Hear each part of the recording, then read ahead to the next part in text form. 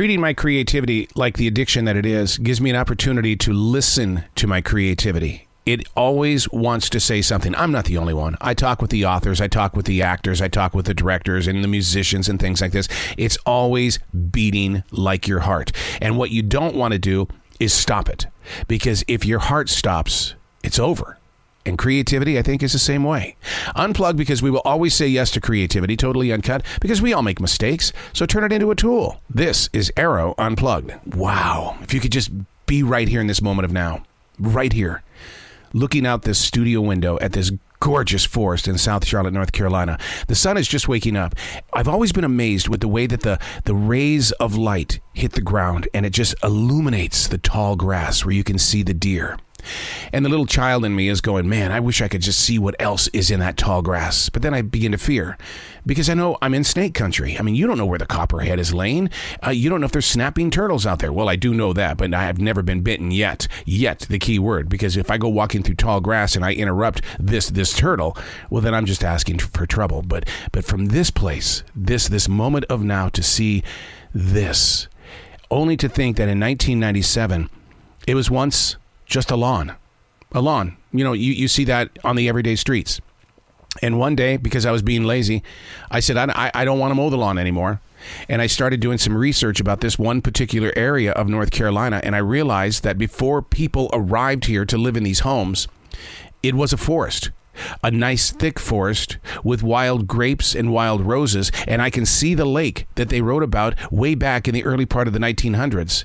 And what they said is that people came here to play. They would escape their worlds far, far away. They would take dirt roads to get here, to go play in the lake and to eat the wild grapes. And I said, I want that. I want that. And that's why we planted 1,700 trees. And yes, the beautiful lawn went away, but I replaced it with all of this, the nature, the owls. I hear that hawk every single morning. I see the deer, the snapping turtles. Hey, it's Arroe. This is The Daily Mess, a chronological walk through an everyday world. I am a daily writer. And you know what the funny thing is?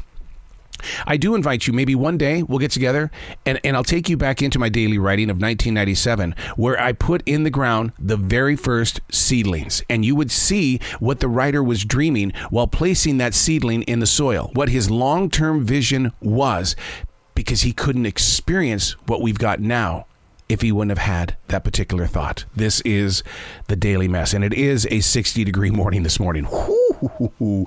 This is a chilly one, but it was our first walk this morning through the forest. An edge of fall has sprung itself into recognition. The goal or ambition is to slow down the pace, to not rush into every expectation, to take the time to identify what's in the flavor. I've always loved that about these professional chefs on television. They can break down the ingredients before it's fully digested. How many of us can do that with what we have in our everyday lives? An event unravels, and what was required from the elements in order for that moment to take shape. Learning about life, not just taking from it or expecting it to be a giver. Developing a relationship with the authentic story. My hands are currently covered in ink. I wish you could see it. The big deal on this is that my mind is saying, oh, you wrote this morning. You see, I don't use a typical pen. I use a nib, kind of like Shakespeare. I dip, I write. I dip, I write. If you don't like ink on your hands, I don't suggest that you try that. But man, the flow of those words, dip, then write. I do greet the trees every sunrise.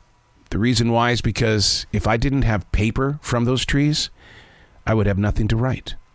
What is happening on your personal journey that you're racing by and you're missing the purpose, the plan? Maybe that seed for somebody else to be inspired by. What's happening on your side of the speaker where you could say, wait, slow down the pace. What are the ingredients? Now I can savor. This is why this is happening. Yeah. Now I respect it. I'm Arroe, and that's The Daily Mess.